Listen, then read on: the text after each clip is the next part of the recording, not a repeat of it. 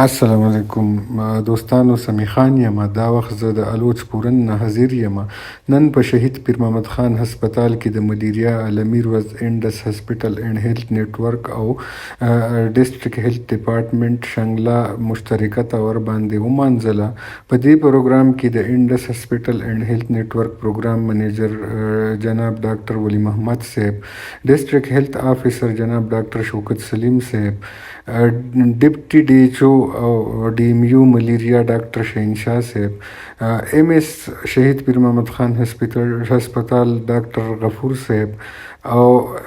میل منیجر انډس هاسپټل اینډ هیلث نیټورک جناب علاؤالدین صاحب، ډسټریکټ کوارډینیټر جناب شاه خالد صاحب، میل افیسر انډس هاسپټل اینډ هیلث نیټورک جناب جانی علم صاحب، او دې موقع جناب ډاکټر ولی محمد صاحب د هسپتال د نورو برخو سره په خصوصي توګه د هسپتال د لیبارټرۍ دوره وکړله او هلته یې د ملیریا په آګاهي مهم باندې رڼا واچوله او د ملیریا فوکل پرسن سره یې بحث مباحثه د ملیریا په باره کې وکړه او د هغو ریکارډ وغیره یې چیک کړلو. او د هسپتال د دورې نه بعد په اډیټوریم هال کې یو غونډه وشوله چې په هغې کې د هسپتال ټول سټاف شرکت وکړو او په دې موقع باندې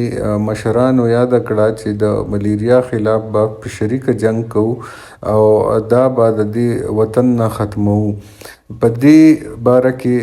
ډي ایچ او صاحب یاده کړه چې خلک دې په ټایم خپل علاج وکړي او د دوایانو کورس چې دی نو هغه دې سر ته ورسوي چې ملیریا ته د بدن نه وځي. په دې موقع